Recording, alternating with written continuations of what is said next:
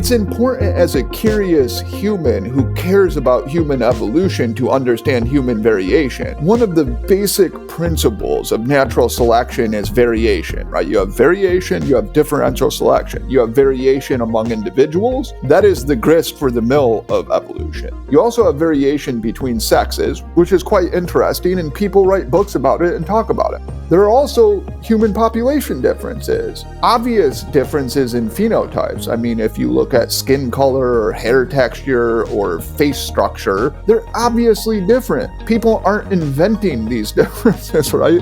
They're quite evident. So if you're a curious person who cares about human evolution and human evolutionary psychology, you have to address human variation, honestly. You simply cannot understand the world if you don't do that. Welcome to the New Flesh Podcast, the podcast you deserve. My name is Jonathan Asher. With me is Ricky Allpike. Ricky, how you doing? I'm good, thanks. Well, am I good? I fear that we're going to get cancelled. Well, I've had this fear. I've had this fear before, but I think this is it. I think it's going to happen. It's been nice knowing you. Well, it has been good, and yeah, I just want to thank you for all the good times.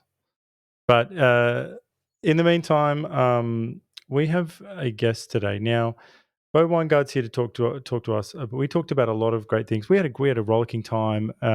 We talked about academic freedom, kids cancellation, some movie talk in there, and a little bit of his research area, one of his research areas. And all I'll say is, look, I mean, it's hard to know what to say because I think you just have to tell people. You say, look, you know, if you go past this point, then you got to have an open mind. You got to listen and don't clip it up. Don't clip up that little bit. There's one bit that you're going to want to clip up. Just fight the urge and just listen to it in its entirety. And then, make your own mind up. Say, do I agree? I don't know. Have a think about it. And if you really have to get your pitchforks out, go after Bo. Not Jonathan. That's good. That's really good. Then the excuse could be, "Look, he's already cancelled. What's the difference?" Yeah. Well, you platformed him, right? And I'm like, yeah, but you didn't push back hard enough, right? Yeah, push back. Piss off. All right. Yes, this is a good one. Everyone, you'll enjoy it, unless you won't. Well, if we still exist here next week, you can leave us a rating or review wherever you listen to the show. We're also on YouTube, so please subscribe to our YouTube channel and leave a comment about a show you liked, or perhaps one that you didn't. This one. Oh, yeah, this one. Word of mouth is also a very powerful tool, so please tell all of your friends. And finally, to our Uber fans, if you love what we do, you can send us a little cash via the Buy Me a Coffee platform. Any donation here is very much appreciated. And now, on with the show. Bo Winegard is the executive editor of Aporia Magazine. He received his PhD in social psychology from Florida State University. Bo was a professor teaching at Marietta College before his controversial research area got him fired from academia, which I'm sure we'll get into. Bo, welcome to the New Flesh. Hi, thanks for having me. So first things first, Bo, I just discovered that you are a Clint Eastwood fan. I Very much so, yes. I need to know more. What's your favorite era of Clint? Oh, that's a great question, actually. I have like multiple. It's like, what era of Shakespeare do you like? I have multiple. But I'd be surprised if you said, "Oh, I really love the late stuff. I really love Richard." Yeah, okay, so I love the Jersey Boys. Post 2010, I think he declines. Although even Mule, I believe, was watchable. I probably like that run of High Plains Drifter, Pale Rider, and Outlaw Josie Wales. So those are three films he directed that are all very interesting. And then you couple that with like the Man with No Name trilogy. And that's probably my favorite Clint. But I think Unforgiven is his best film. It's his most contemplative. It's beautiful. It's philosophically interesting. And Gran Torino might be the most fun to watch. That just tells me so much about you. I know so much about you already. But I think we should come or put it on table. Ricky, what's your favorite Clint? Come on. I do have a soft spot for Magnum Force and right. Really? And the bridges of Madison County. Okay, that's fair. That's fair. I do love Dirty Harry, the first one. I think each one sort of declines in quality until what's the last one? It's been so Deadpool. long.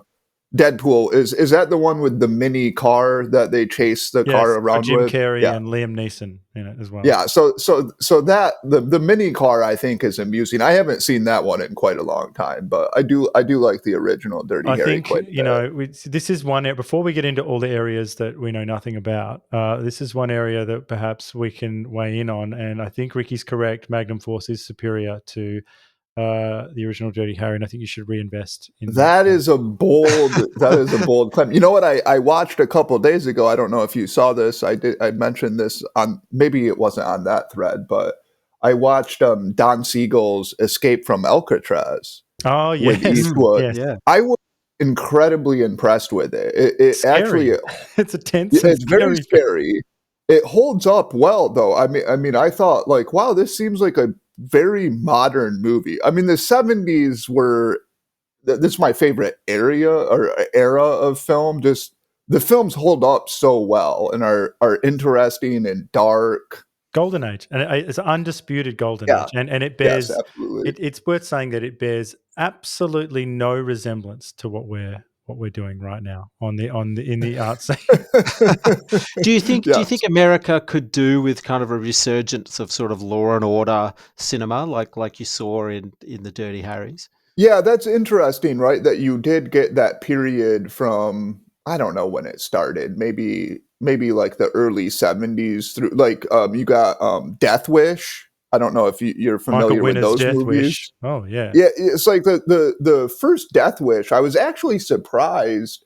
It's a very well made, sort of clumsily didactic film, but it's still well made and worth watching. You had the French Connection during that period. I'm trying to think of all these, but yeah, I admired those films, and I think they do tell you something about the culture and about real concern of crime and how important that was to people and how afraid they were of what was happening to cities. I would like to see that. I don't expect it to happen since obviously Hollywood is dominated by liberal to progressive types, and maybe you can find it in indie streaming movies or whatever. I mean, the thing is, I love cinema, but it's so hard to pay attention to modern cinema because it's dominated by the Marvel and what's the other DC universes. Like you just make these constantly, and then when you look at like streaming, movies that go to Netflix or Prime doesn't do it so much anymore, but like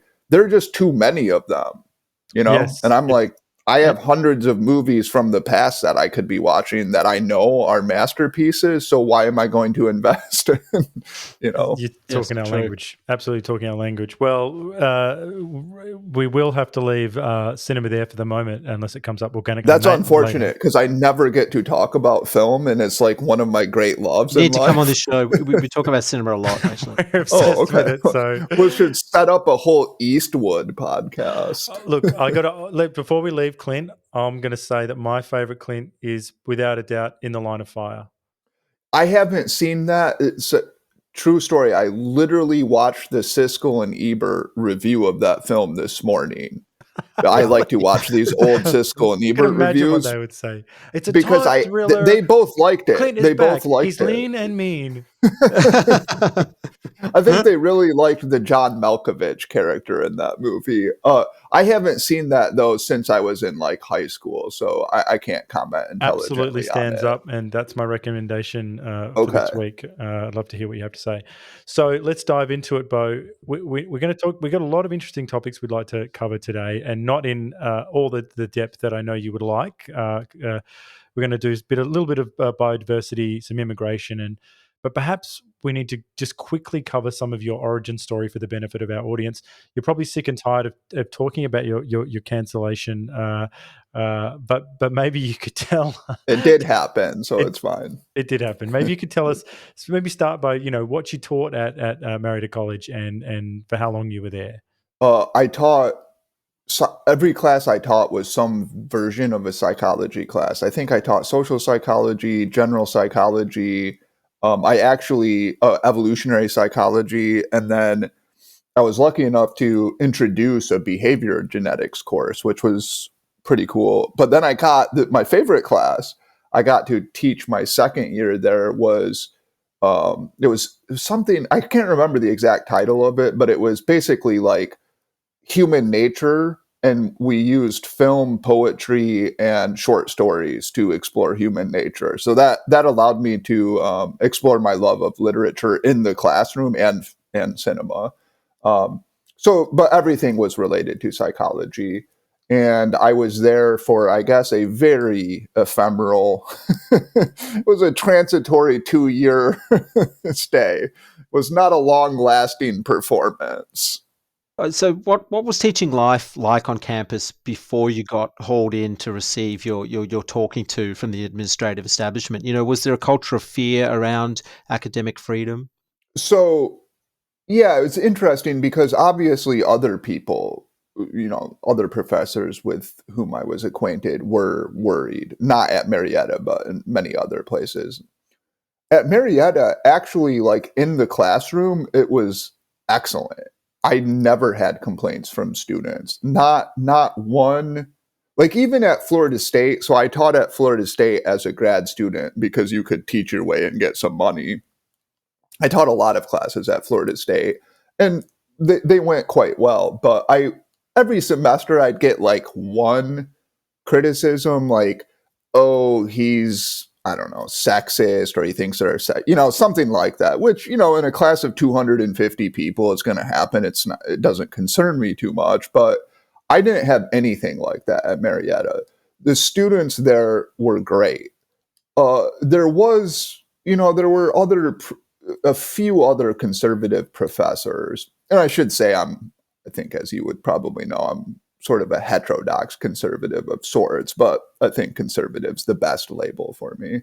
And they would talk, and they didn't like what was happening. I don't think they were too worried about on campus at Marietta. I mean, most of the professors were obviously on the left, too progressive, as was the small bureaucracy we had. And in fact, somewhat fortuitously and like I almost want to say ironically, I was put on the diversity. What do you call these things? How you pardon the diversity star chamber.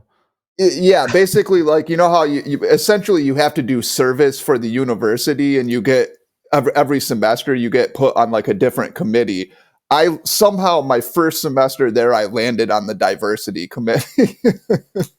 So that was like an alien world. So there I was. I felt completely stifled. But I was like, okay, I go to these meetings an hour a week. Yeah, this stuff is absolutely bizarre and crazy, but I'm just going to keep my mouth shut. It was my first semester, so I was like, I'm not going to make a lot of waves here, right? But yeah, it honestly wasn't that bad. It didn't feel coercive or anything. I taught what I wanted to. I mean, I don't bring a lot of the, a lot of these outside interests into the classroom. I would say one thing I'm proud of is that students who don't talk to me outside of the classroom would have no idea what my views about the world are, right? Just like no clue. That's the same with one of our favorites is Norman Finkelstein, and he says the same yeah, thing. Exactly the same thing. And actually, I'm a fan of Finkelstein's as well.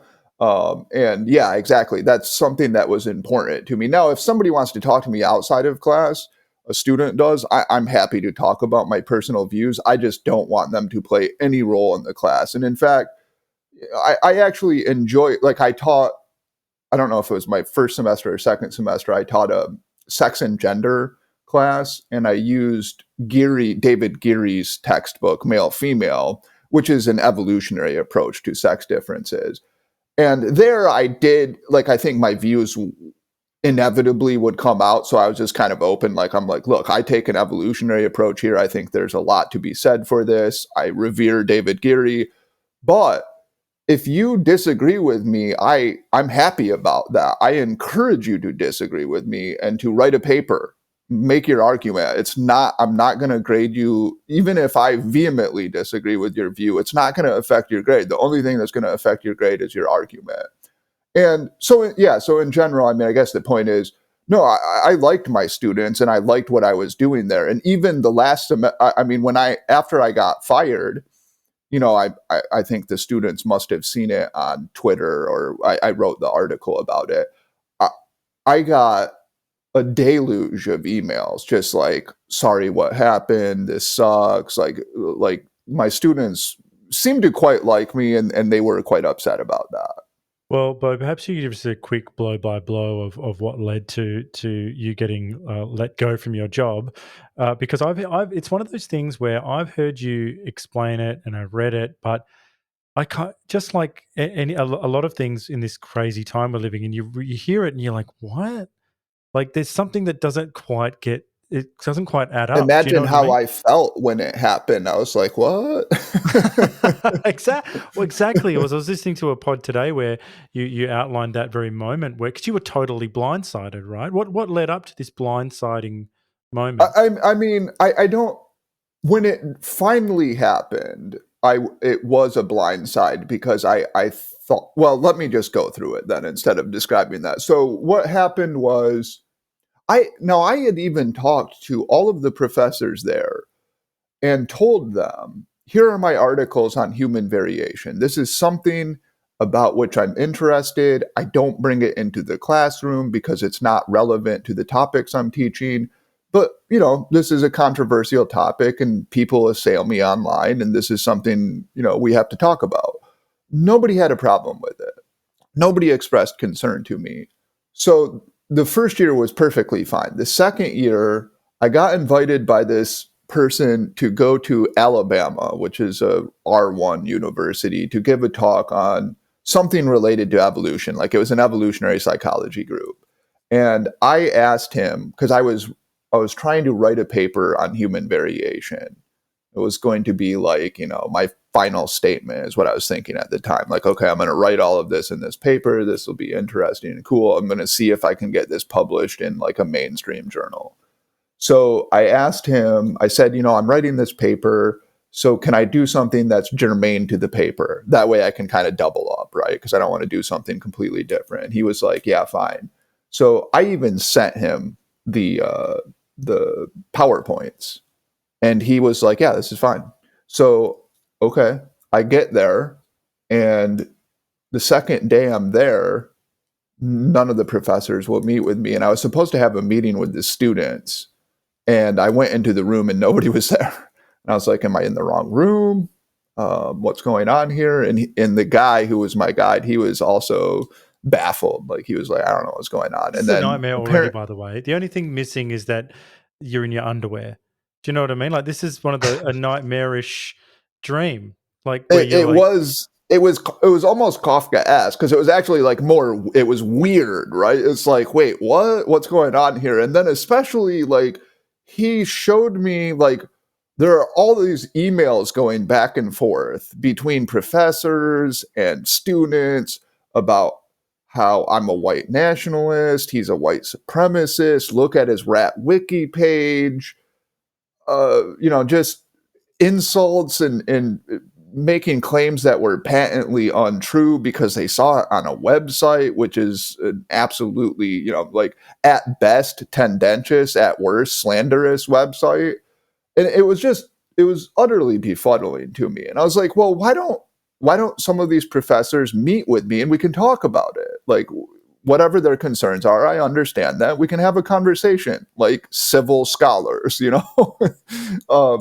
but only one professor ended up meeting with me, I will say. And he was actually nice about it. And he actually went to my talk. So I give him credit. Nobody else would meet with me, but they didn't cancel my talk. And I was like, I'm going to the talk. Like I had this idea that it was my duty to give this talk. And I was like, okay, either I'm going to go to my talk and the room's going to be empty, in which case, whatever, I'll just give my talk. And I was thinking about I don't know what you guys think of Noam Chomsky, but Chomsky talked about how when he first started giving these talks against the Vietnam War, he would go and there'd be like 3 people there and like 2 people yelling at him. So I was kind of imagining it might be like that. But to my surprise, there were actually a lot of people there, and you could tell that they were quite animated, and they were sort of like hungry animals waiting to leap upon me when the time was right. Uh, but I was like, okay, whatever. I'm doing this. I'm going to give this talk, and I'm going to sit here and defend myself all the way through. So I gave my talk, and actually, to their credit, nobody interrupted my talk. So I was allowed to give my talk to a silent room. The second the Q&A started, though, things got fiery. And it revealed to me the ignorance of most of these students, which was unfortunate. But I suppose it's, you can kind of see this when you watch these other videos, just how nescient the students are, but how arrogant and certain and this attitude of infallibility, because they were asking me these questions that were just completely ridiculous. Like one guy was obsessed with this idea that I was promoting phrenology, and he kept asking this over and over. And I'm like, I don't know how to tell you that sorting skulls by race is not phrenology, right?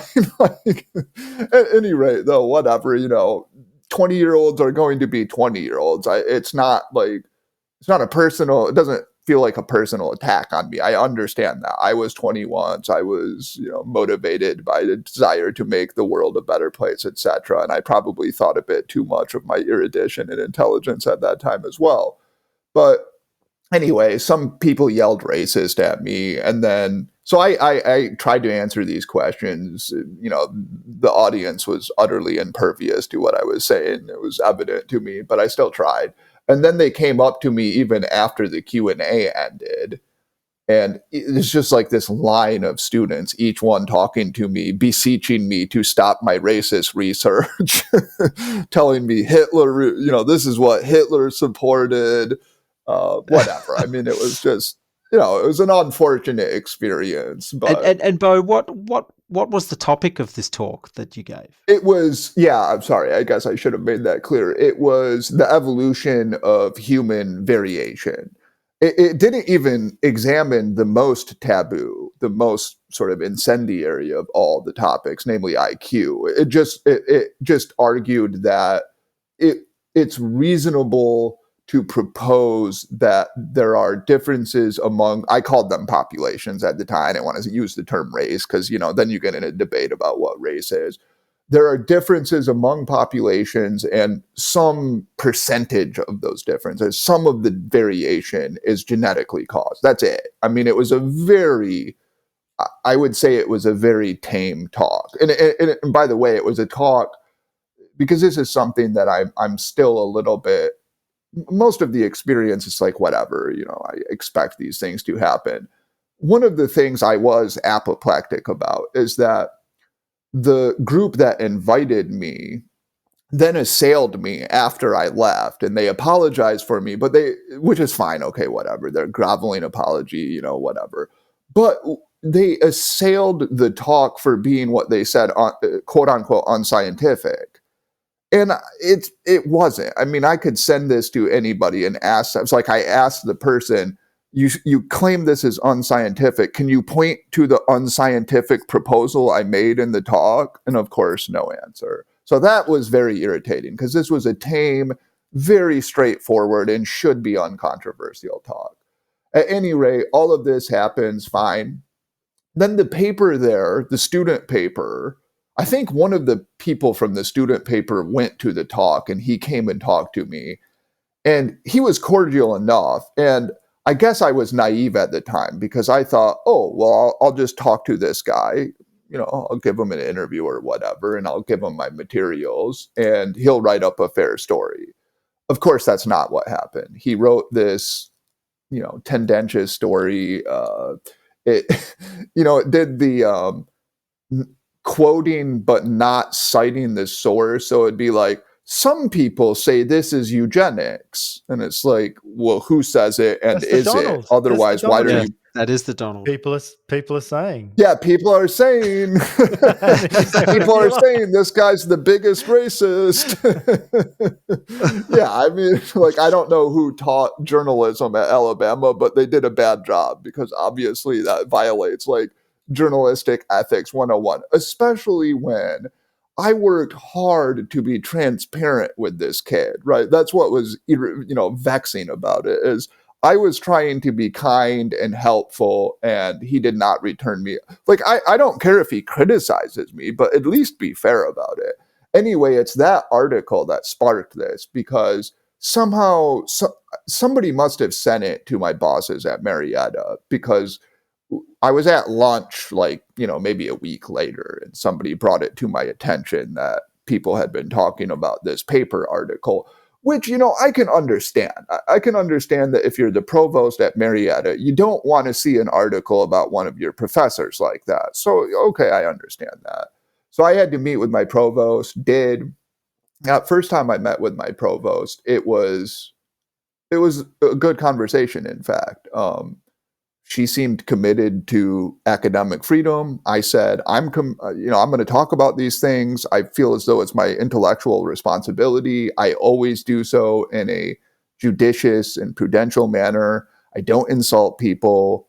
You can look through my Twitter. I don't know what I had at the time, maybe 10,000 tweets. I'm like, I've never personally insulted somebody. I don't resort to ad hominem attacks, and I'm always cautious about this. So fine. So I thought, oh, okay, like that was actually good. It was actually kind of good that I had to face this problem and that it was brought to the attention of my provost and we got over it. So that's what gave me this false sense of security. But then somebody pseudonymous, I can't remember what name he was using, clearly a mentally, like legitimately mentally deranged person, began emailing everybody in the department, the president of the college, and the provost, making wild accusations about me, mendacious accusations. Now, some of the claims in the emails were true, like it cited some of my articles that I had written about human variation, but some of them were outlandish. Like it said they were going to reveal that I had been advising some like Ku Klux Klan member or some white I'm like, okay, if you think I have been, then I'm like, then, divulge the email that you claim you have or the evidence. But so I thought, well, this guy is so clearly mentally unhinged. Like nobody's going to take this that seriously. Much to my surprise and chagrin, they took it very seriously. And in fact, for whatever reason, this one really irked the head of the department. I mean, she was outraged by this. She was especially outraged by this one tweet, and I can't remember exactly what it said. Now, it was a poorly worded tweet that I had deleted after an hour because people were misinterpreting it. So I was like, I don't usually delete tweets if I stand by them, but I could see that it was clumsily worded, which happens from time to time, right? And I was like, well, I don't want people misinterpreting this. That's not what I meant. So I deleted it. Maybe in retrospect, I shouldn't have deleted it because it almost was like a sign of a sense of culpability, which I don't think I was culpable for this, but whatever. But she was absolutely irate about that. And she was like texting me on my phone and like just very irritated with me. And I was even trying to explain, I was like, that's not what that meant. And, to no avail. So I was like, okay, wow, they're they're really irritated about this. This might actually be a problem. But okay, I talked a little bit through that, and then I had another meeting with the boss, and I figured this one would be more unpleasant, right? Like if you wind up in the boss's office twice in the span of like 3 or 4 months for supposed thought crimes, things aren't going to go as well the second time. And they didn't. It was a weird, they were like, oh, because what I had said in my tweet, I mean, they were irritated about other things, but I think the tweet was the one that irritated them the most was something along the lines of, like, if we don't figure out a place for every type of person in our society for this genetic variation, it will be torn apart like a tree, ruined from the inside by parasites.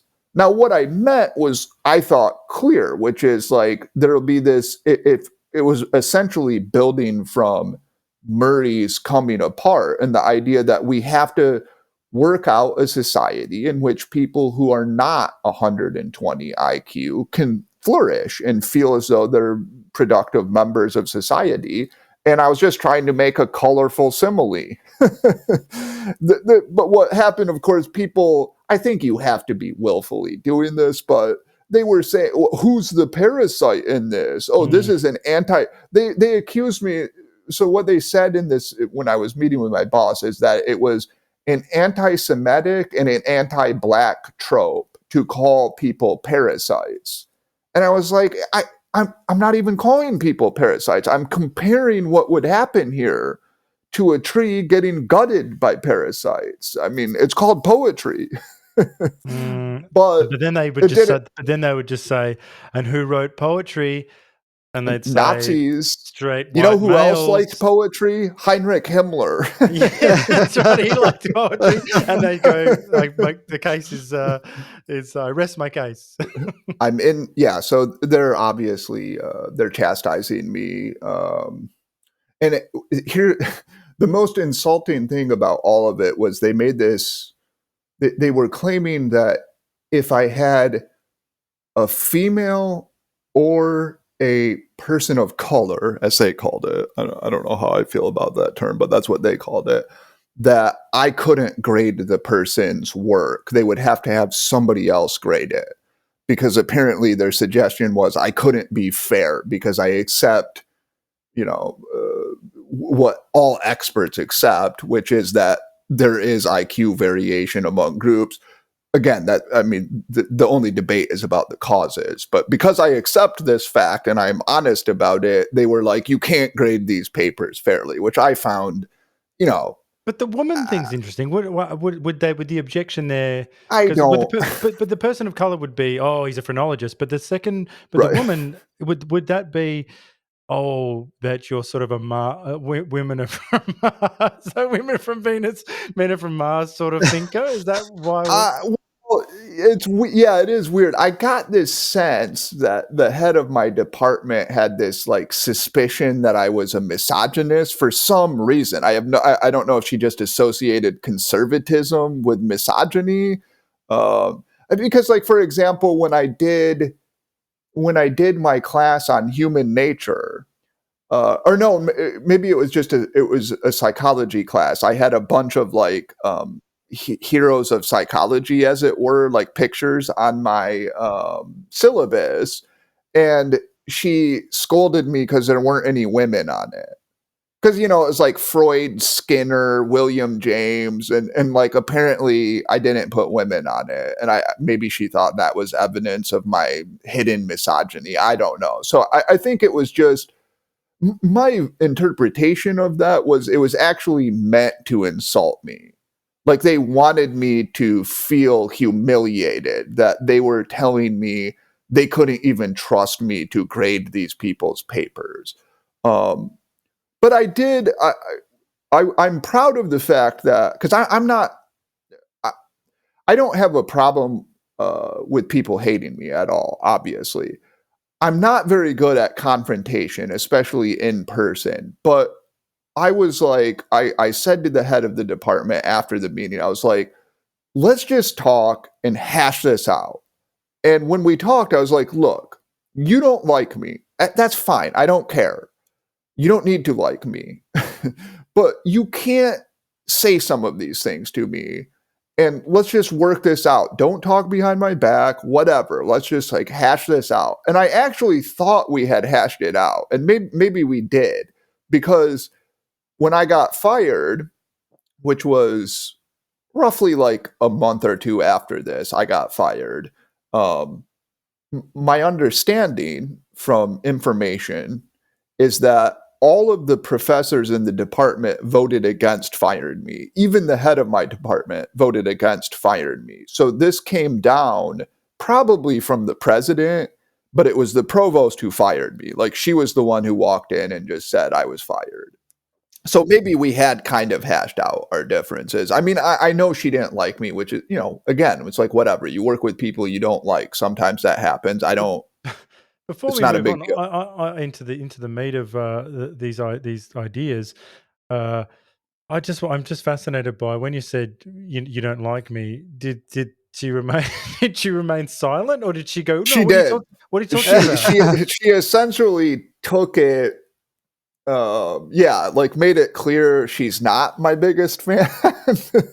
When she didn't like confirm it, but it was pretty She funny. didn't But I say, will oh say, no, bro. Don't say that. I recorded this.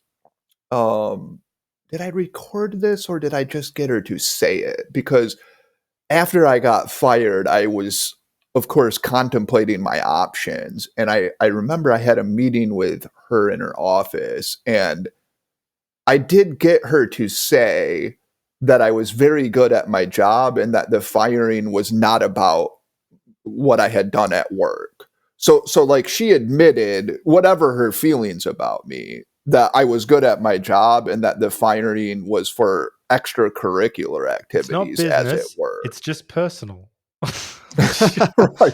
Right. But Bo, did it ever cross your mind to kind of take a legal path and try and It push did. back against? Yeah. It did cross my mind, and in fact, I was in contact with FIRE, which is, I always forget what the acronym stands for, or maybe I never knew. I just think of it as the Academic Freedom Law Team. I actually was in contact with them quite early on. I was in contact with them the first time I got sent to my boss's office. And the second, after I got fired, I talked to them again, and I actually had a phone call with a lawyer.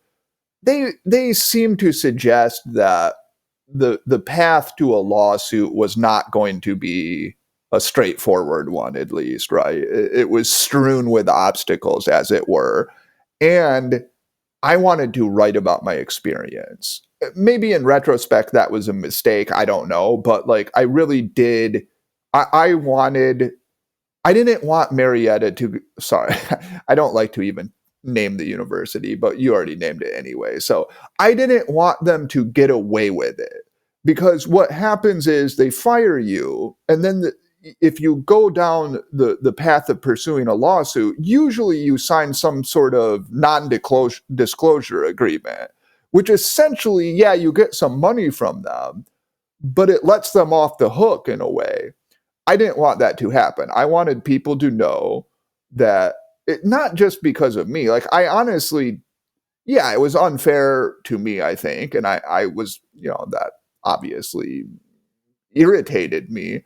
But it was more about the principle that this podunk college could do this to somebody who was obviously highly qualified to teach there. That was what I was concerned about. And of course, that was happening at other places, and it only accelerated after the death of Floyd. So I wanted to write about it. I didn't want to let them off the hook. It wasn't personal. I didn't want to throw any particular individual under the bus there. It was more institutional. So maybe just before we leave this chapter in our podcast, what time frame are we looking at here? Was this a few years ago? It was before George Floyd? Is that? It was before George Floyd. Yeah, it was. Let me see if I can remember so George Floyd was in 2020. It was months before that. Because it was right as COVID, all of the COVID stuff was taking off. Well, maybe let's get into a few of your or what people would view as controversial ideas. Like, we got into this with your colleague Jonathan Anomaly when he was on the show. It seems there is a scientific consensus that there are measurable differences across populations. Can you step us through that?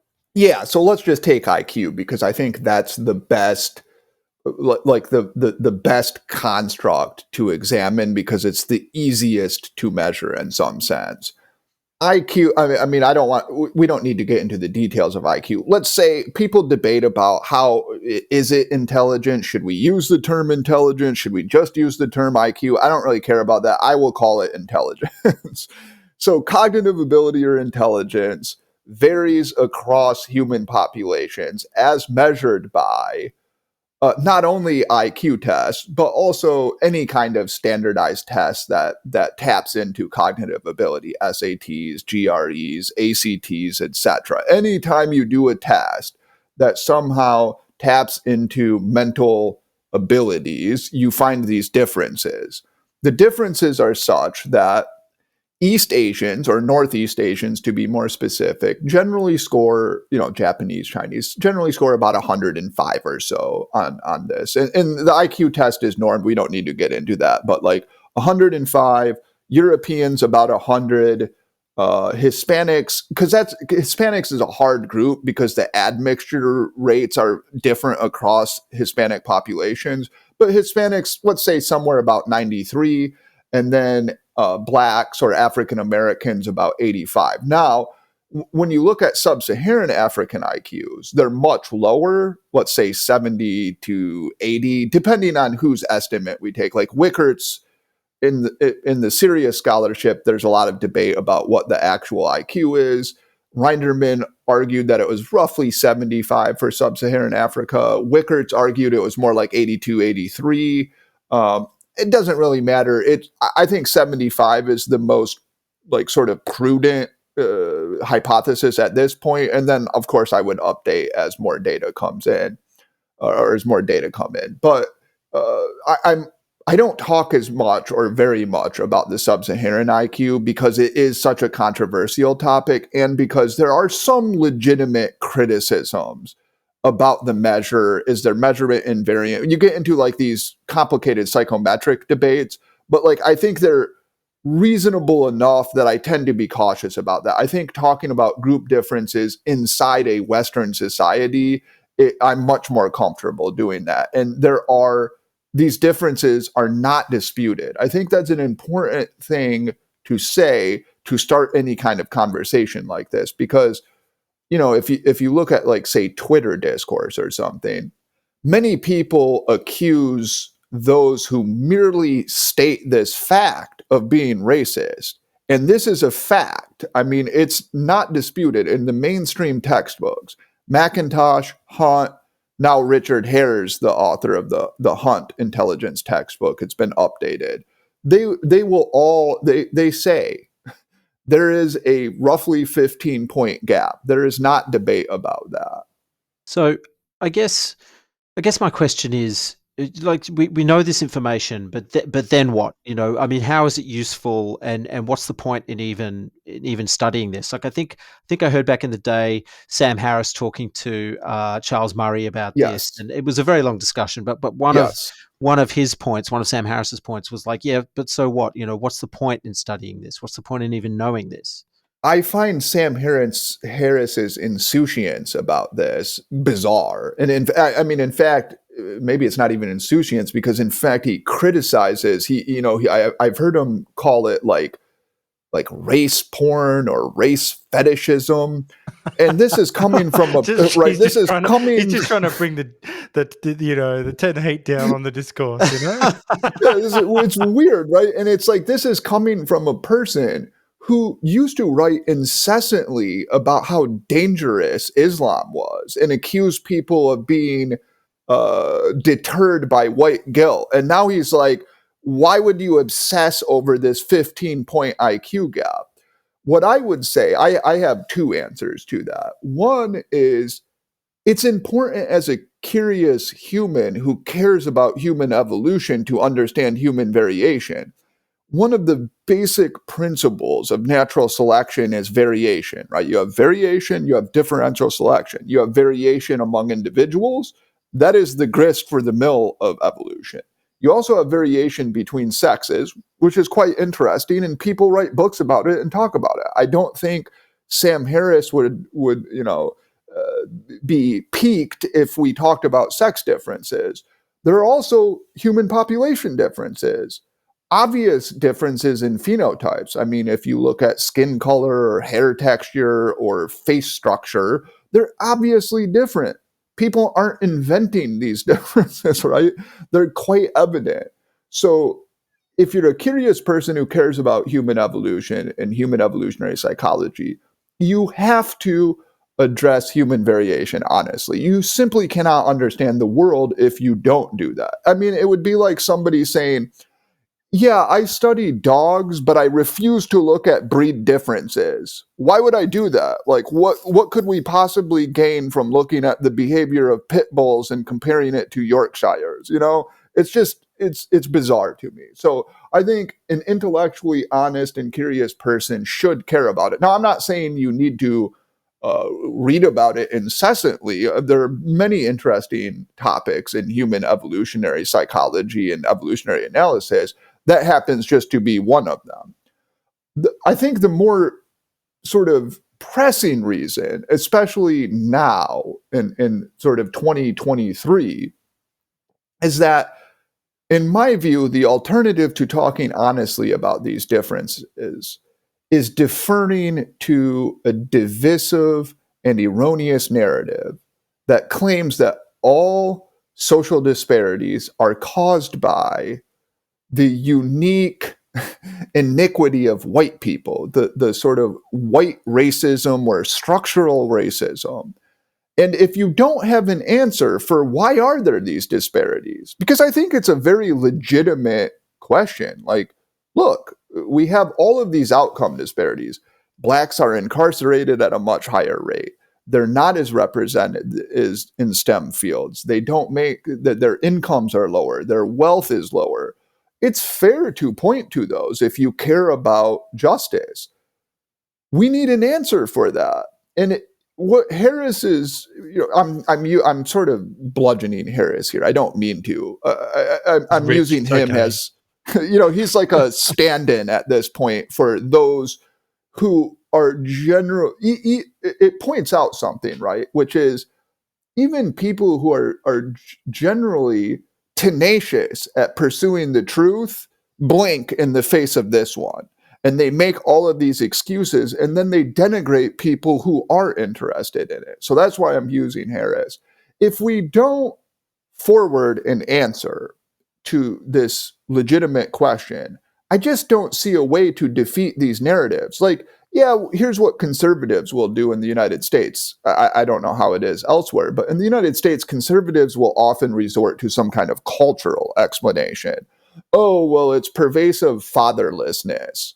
It's, this culture that encourages violence and discourages studying. But of course, that just pushes the question back another step, because then, as anybody who's talked to kids would know, they'll ask the next question, which is, well, yeah, what causes that? So, like, if you don't have, well, there's more fatherlessness. Well, what causes the greater fatherlessness? And at some point, I think to many people, the racism explanation seems plausible, because they're like, well, what else would explain that? Why would this group create a culture that is deleterious if not for the racism of another group of people? It just doesn't make sense to them. So I think to combat that, we have to be honest about reality. We have to be honest that just as if you have competitions that are based on upper body strength, you will not have equal representation among men and women. So too, if you have competitions based on intellectual ability, you will not have equal representation among whites and blacks. Now, that might sound, I don't know, it might sound insulting or derogatory, but it's not. It's just accepting and talking about reality. That doesn't mean there aren't brilliant African Americans. Obviously, we're talking about bell curves. Thomas Sowell is one of the most brilliant thinkers in the world, like legitimately a brilliant human being, obviously. And there are obviously white people who are not particularly intelligent. But on average, the way that these distributions play out, you will just have underrepresentation naturally. Now, that should be the baseline of our discourse, because these facts are not disputed in the literature. The only dispute, again, is what is the cause of the difference in the trait. So I honestly actually am to the point where I find this approach to the topic baffling, that these people, they seem to want to have some kind of detente with the progressive narrative or with the progressive sensibility, like the progressive dogma that all groups are roughly the same. They want to just like, okay, let's accept that and then move to another explanation if we can. And I just think that's a serious strategic mistake. So, do you think that the woke worldview, if if we use that term, I hate the term woke, but I guess it's useful. But do you think that that is firmly rooted in the blank slate theory of human biology? I mean, is that where we can sort of trace the whole woke movement? So I think that it's more accurate to call it. This is not a felicitous uh, term, I will admit, but it's one that I think is more accurate, which is it's a kind of selective blank slateism, because people who are woke, and I agree with you, I don't necessarily like the term, but I've found that it's virtually indispensable. uh, People who are woke will accept, for example, that homosexuality is genetic. In fact, they will insist upon it. So they're not totally blank slatists. What they are is they believe that human populations have equal talents and traits, essentially, and similar proclivities, and that the only cause of disparities must be some kind of invidious discrimination. Now, getting to the blank slate, it's interesting. Pinker's book, which I actually find people laud it, and I understand why. I actually find it a bit disappointing, precisely because it doesn't really cover race, which, in my view, is the most important topic about which blank slateism is pervasive and disfigures discourse. But I don't actually think that progressives are. I mean, they do deny individual differences. I don't want to say they don't, because you can see like what happened with Paige Harden's The Genetic Lottery. I was surprised at the force of some of the attacks on her from the left. So there is some denialism of individual differences, certainly, but I wouldn't. I'd hesitate to call it blank slateism. I would call it selective blank slateism. Oh, I got a question that occurred to me while you're talking there. We've got a lot of uh, sort of feminists of various kinds that listen to our program for some of our other guests, and they'll be I'll be interested to hear what they think of some of the things you have to say, but also maybe just this, if you believe in such a thing, the sane left and feminists, how can they use in the world you're picturing of this future where we embrace the reality of genetics, how could you foresee these groups of people using this for good, or fitting it into their worldview? Yeah, I mean, this is something that I really lament, because I describe myself as a conservative because I'm socially conservative now, and that is something I've changed my mind about across time. Like I was much more socially progressive when I was younger. However, I still have sympathies with like what you might call the old school left, even the Bernie Sanders left before he sort of was regenerated and turned into a woke because you had to by 2020. But the more economically oriented left, and even the feminist left, especially like say first wave feminism, when you get to second wave feminism and then especially third wave feminism, I think things go downhill pretty quickly. But one of the things I lament is that there isn't much of a movement on the left taking human variation seriously. And I think that is a mistake, because I think there is a perfectly consistent and coherent leftist political ideology that takes these differences for granted and then attempts to forward political policies based on them that are different from the policies conservatives would forward or promulgate. And feminism is a good example of this. So there is something called difference feminism. Now, I don't claim to be an expert on feminism, but I have read some of the literature because I'm interested in difference feminism, which is a form of feminism that argues that we actually need to take the differences seriously and to laud and celebrate women precisely as women. And the argument there is what we would like New York Times feminism, let's call it, what's pretty much, mainstream modern elite feminism, in fact, measures women on a scale designed for men. And inevitably, they will fall short on that scale, or they will, I guess, weigh less to not, to keep the metaphor. They will not be, they will always fail if the competition is males are the most valuable thing to society, and whatever is most like males are also, that is valuable. Women can't compete there because men are better at being men than women are. And I'll give you a specific examples of this. I mean, the weird view that, what's really feminist for women to have casual sex. Like there's this sort of attitude in that movement that women can have casual sex too. And there shouldn't be this double standard that derogates women who have a lot of sex partners. They should be allowed to do that. Now, that is it is based on a fundamental misunderstanding of human nature.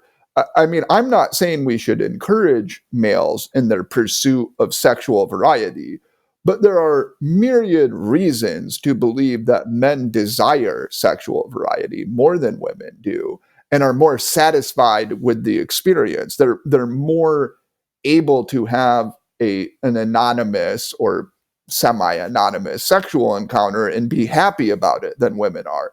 And encouraging women to pursue that strategy is an enormous mistake because no woman, that just occurred to me, Bo, a woman did not invent the glory hole. Yeah, I would find it, if you told me a woman invented that, I would be absolutely shocked. I believe women can do anything, but I don't think that's what they did. Whereas I can probably picture the guy who did.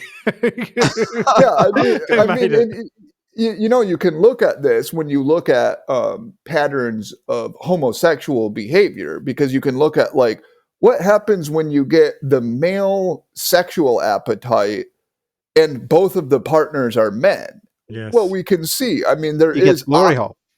Yeah, you get much more promiscuity. I'm not. No, this isn't.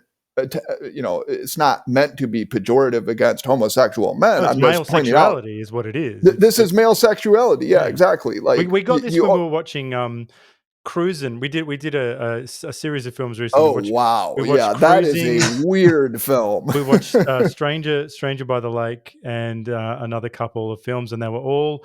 And we were surrounded, and I was like convinced that male sexuality, when heaped upon male sexuality, has a very particular brand. Grimy, it is refuse, focused, yes. Not much chat, all of that. Yeah. William Friedkin's Cruising, starring Al Pacino, and one of his most bizarre performances. I have to say, just as an aside, I quite admire the film, although it's not pleasant to watch. It's actually like a really good and interesting ultra film almost. But yes, I do. So that's just one example. I often use this. I pose this question to my wife. I say, what would be considered more feminist by a feminist movie by the New York Times? One in which a woman who was sexually assaulted pursues revenge by shooting off the genitals of men with a shotgun. That's movie one. Or movie two, a happy and fulfilled housewife makes great meals for her husband. Now we know the answer. The New York Times would write this glowing review praising this subversive feminist movie in which male genitalia are being blown off, while absolutely, annihilating this staid, misogynist film in which a woman finds happiness and satisfaction in a relationship. I think that is a serious mistake. And I think also what is happening here is an anomalous subset of women, these very competitive women who are pursuing intellectual and social status in academia and journalism. I don't want to degrade these women. They should be allowed to pursue this. But what happens is they take their anomalous traits and they apply them to all women. They think that all women would be happier if they could pursue that kind of a lifestyle. And in fact, I see no evidence for that. None. I mean, I think it seems to me, within reason, traditional sex roles did a pretty good job of steering men and women into the right life patterns. They can be too rigid, they can be coercive, and we need to negotiate that as a small L liberal society. But I think attempting to obliterate those sex roles, as second and third wave feminism do, is an enormous mistake. And I think evolutionary psychology, a full understanding and appreciation of the evolution of human differences, in this case, differences between men and women, is important for this. Well, both of those imaginary films you came up with actually exist. The first one is I Spit on Your Grave, and the second one is Overboard, starring Goldie Hawn and what's his name? Kurt Russell. And I think I can bet that women will love watching Overboard and hate watching I Spit on Your Grave. Yes. I mean, I Spit on Your Grave. Wow, what a disturbing film, right? Yes. Yeah, you're right. I didn't actually Overboard. It's been so long since I've seen it that I can't even comment on it. I Spit on Your Grave will haunt me for my life. I mean, it's a truly disturbing film. But yeah, you're right. It actually is that. And I think there was there a film with Carey Mulligan in which she attempts to get revenge on men? Promising Young Woman. Yeah. That was a snooze fest. Yeah. It wasn't like, I'm an expert on this genre. Okay, Bo. The rape revenge film is it's a very specific thing, and that Promising Young Woman was an offense. It was the Dulver. It was. They didn't give me any of the stuff I wanted. But I mean, this is so, like, I care about art, and I've come to the view art, including obviously like novels, poetry, but also cinema, which I think is the most powerful, most potent art form. I've come to the conclusion that this is something that 25-year-old me would have despised, but that morality is an essential part of storytelling. That's not to, I mean, I like plenty of films whose moral message I strongly disagree with, but I do think the moral of a film or a story is part of the reason we're so drawn to these, right? I mean, we care because they're also providing us with lessons for life, and that's important. And I find it a bit appalling that you can't get that kind of positive message of, like, you can find fulfillment in mothering and being a good wife, because most women do. Let's be honest about that. I think probably the majority of women find that more satisfying than pursuing a lonely life in a New York apartment trying to be some successful journalist. Well, we've seen the second series of that. It's what's the second one? What's the Sex and the City follow-up called? Oh, it's and just like that. Just like that. I refuse to. I mean, the reviews were. I don't know if you saw. I watched, honestly, Sex and the City. The second movie was one of. I mean, the first one was abysmal, but the second one was legitimately one of the worst movies I've ever watched. And it's like one of those movies that's so bad, but it's not redeemed by being fun because it's terrible. The way like Troll 2 or Room. Those are like entertaining to watch because they're so bad, they're kind of fun. Sex and the City 2 was just bad. And I hear the show is horrible. I mean, I've seen some clips from it. I'm just like, yeah, I'm not interested in that. My wife's is watching it, and I've seen a few episodes. It's very bad. And the worst thing about it, I think, is that it betrays some of the characters from the original show, really. I mean, they're getting, particularly Miranda, the character Miranda, like she's just a total buffoon, really, in this new series. Whereas before, Isn't she dating a non-binary? yes, They, she them. becomes Before she fake. was, like this sharp professional woman, right? Yes, Yeah, that's how I picture her, at least from the original series, which yes, was mediocre at best, but at least watchable. Yeah, well, now she's sort of tripping over herself not to offend black people, and That's what I she doesn't know saw. what to say about non-binary. Oh, is that what I'm supposed to call you? They're Oh, out of is it step. they, them? I mean, we're off on a tangent, but don't you think that those ladies, or when they were in that original show, they were master and commander? They might have been having, scrapes and getting into conundrums, but they were leading the culture in what they were talking about. They were in command of this and that. And then in this new one, it sounds like they are really behind. Well, they don't. They think they're behind, when really they should be leading again, and they should be like, I don't know, be like John McClane in one of those later ones where he's just like, he still thinks he's wicked and he just thinks that young people suck. Like he should just say, John McClane from Die Hard? well, yes, Yes, I like it. but, Can we just talk about Die Hard and Clint Eastwood? And but yeah, no, that is an excellent point. That you're right. The first, I think it went 5 seasons, if I recall correctly. The first run of Sex and the City, these women were confident, professional women, and you're right, they were sort of like at the vanguard. They were confident about their place in the world. And it was this bold, I don't necessarily agree with the statement the series was making, but it was confident about what it was attempting to achieve, and it used these women to do it. In the later incarnation, they're bumbling and they have to be mortified and humiliated by the woke to understand that actually they're not at the vanguard of society, right? They're totally confused and perplexed individuals who have to learn to pray appropriately and to genuflect before the god of wokeness. they need to be handmaidens to the They woke. do. Yeah, it's weird. You're right. That is interesting.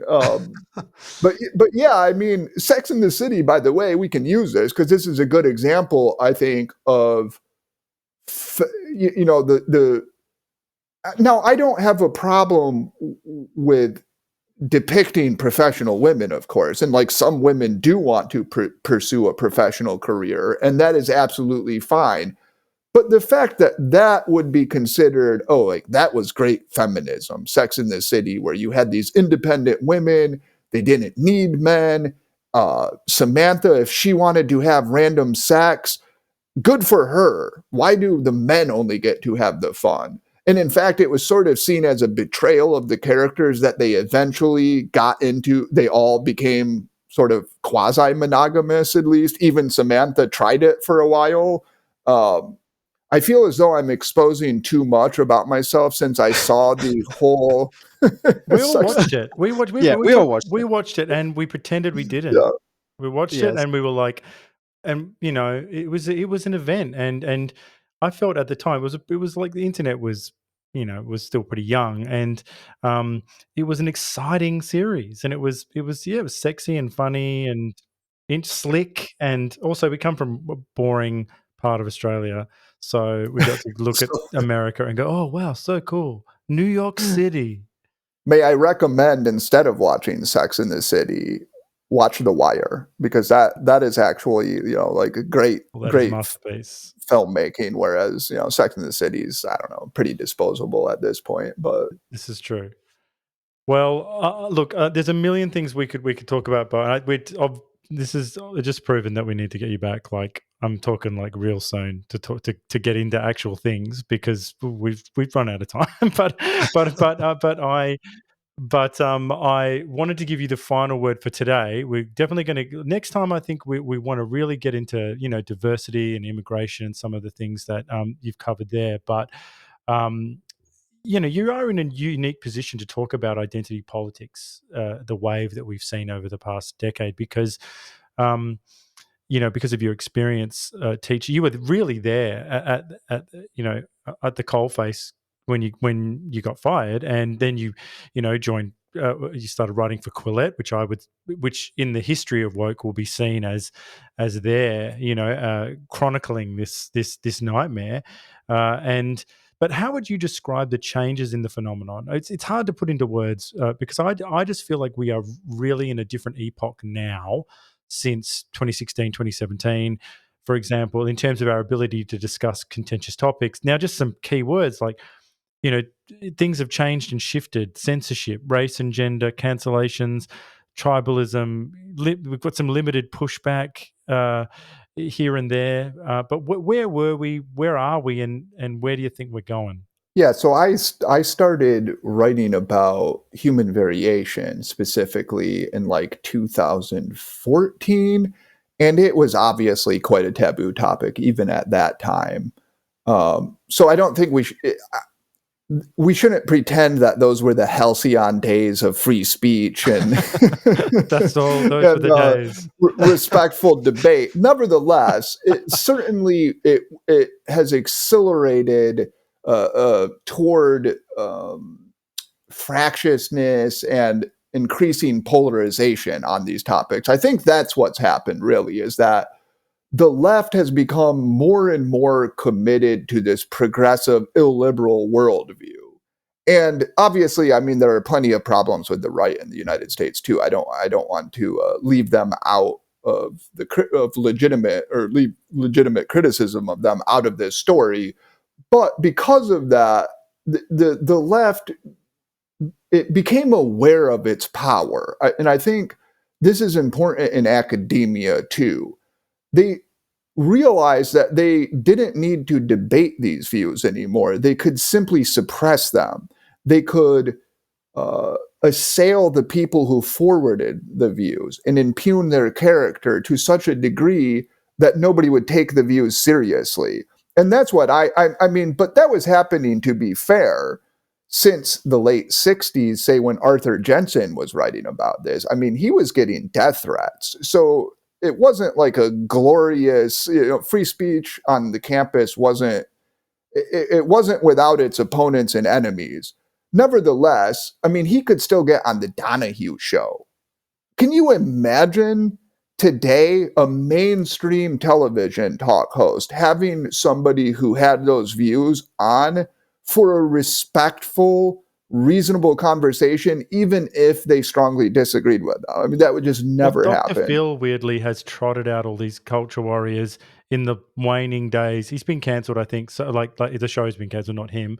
And he's just had all these culture warriors on there and to talk about trans and stuff. But he's done it. I feel he's done it like, when he's already canned. Like he didn't do it at the height of his. It wasn't like in the year 2002. Dr. Phil. Oh yeah, I don't. Not like 2002, and he's gotten like. I find Dr. Phil abhorrent, so I don't pay any attention. He's like one of the worst kinds of charlatans. He gave us the I forget the girl's name, the "Cash Me Outside, How About Dat" girl, who became a millionaire, like quite legitimately from the Dr. Phil show. And if you I remember the tagline. But I fought the urge to type it into Google every time I heard it. A stronger and better human than I am, because I could not resist my urge to figure that one out. I've drunk from the supped from the devil's teat many times. Yeah, I decided not to. So, but I would say, I guess, like my views of the history of this are complicated, and I'd have to contemplate it, and probably I'd make some erroneous assertions. What I can say, and this I want to end on a positive note, and I hope that I can come on and just talk Die Hard for 2 hours. But on a positive note, I think because the polarization is increasing further, and because Elon bought Twitter, and there is a more open atmosphere on Twitter, which I think is also increasing polarization. Now, in some ways that's bad because it increases animosity between two sides. It also opens up niches for dissidents, and I think these unorthodox positions are actually becoming more popular, and they have more champions than they used to. I mean, when I joined Aporia, I thought, okay, well, we're going to have to be very, very cautious here writing about these topics. And I don't know if this is going to work. There's a reason all other magazines that want to be somewhat respectable avoid them. So we approach this, as a person would, dipping your feet in the water. But it turned out the water wasn't that bad. I thought it would be boiling, and it's tepid. Yeah, of course you get fire and people, insult your character, but there's a lot of desire for this kind of candid conversation. I'll give you an example. I mean, this is of course hyper online, but it's at least indicative of something. I wrote a piece on why we should talk about IQ differences, and it was an unapologetic defense of just being honest about this. I was surprised, and I will say heartened, that it had, I don't know, over 200 retweets, well over 200. And I was thinking maybe it'd get like 10 or 15. Because back in the day, I remember I would, if you wrote something about wokeism's bad and you were incredibly fiery about it, you would get many retweets. But the second you started to talk about IQ differences, people were like, no. Even if they agreed with you privately, they didn't want to retweet that because they didn't want the guilt by association. I think that the demand for that and for honesty about these things is increasing. Now, I think there's a potential danger, and this I take seriously, that there are a lot of rightfully disgruntled, by the way, especially young men who feel they've been lied to about these topics, and their anger does not always come out in the most productive way, and they become attracted to what I would consider deleterious ideologies, because at least they're saying F you to these elite liars who have told them everybody's the same, you can't talk about these things. And when they look at the literature and they have the epiphany, as it were, that like, wait a second, I've been lied to. There is a tendency, and I think it's a healthy tendency in some ways, to lash out and to reject the status quo. And then you tend to go too far. Like, I don't know what your religious views are, but I remember when I lost belief in God, at least as like the metaphysical Christian God, I honestly was apoplectic. I couldn't believe that people had foisted this monstrosity, this metaphysical monstrosity upon me, and I had accepted it. And it made me, I was never quite a missionary for atheism, but I was much more enthusiastic about it because I was so irritated that people had lied to me. And I think that's the problem. So what I want to do, and what I hope happens here, is that we can mainstream. I don't think the president needs to talk about this or something, but responsible intellectuals should talk about this. It should be mainstreamed so that you don't have this sort of subterranean rage and these kind of like weird, even quasi-fascistic politics, coming up. The Morlocks. I pictured the Morlocks in that the time machine. Well, Bo, we are unfortunately out of time, but we do have a quick question that we ask all of our guests, and that's it. We'd like to know what you're reading right now.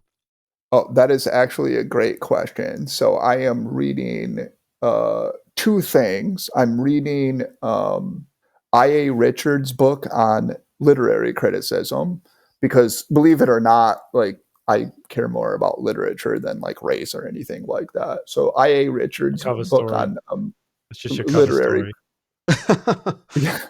literary criticism. And I just got Richard Heyer's new edition of the Earl Hunt, textbook on intelligence. And I'm also reading that. And it's absolutely delightful. Absolutely fantastic. We always love to hear people's recommendations. No one ever says the same two books ever. And it just blows our mind. And so, yeah. One day we should do a big compilation of everyone's recommendations. That would be good. Yeah. I think we should do that. So, Bo, where can people find you online? How can people follow your work? I don't remember. Here's what they can do. Forget about me. Follow Aporia, support Aporia, because that's what we're trying to build. Exactly what I've been talking about, a place for judicious and responsible conversation about these topics at Aporia.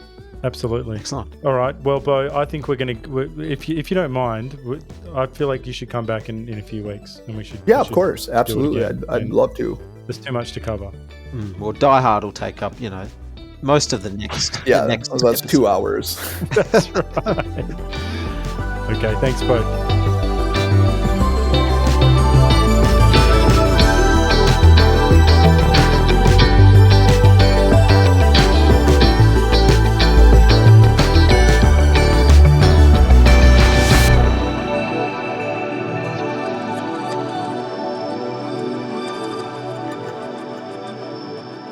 Thank you for listening to the New Flesh podcast. If you like our work, please consider rating us on Apple Podcasts or even writing us a review. It really does help the show reach a wider audience. We'll be back with another episode next week. Until then, long live the New Flesh.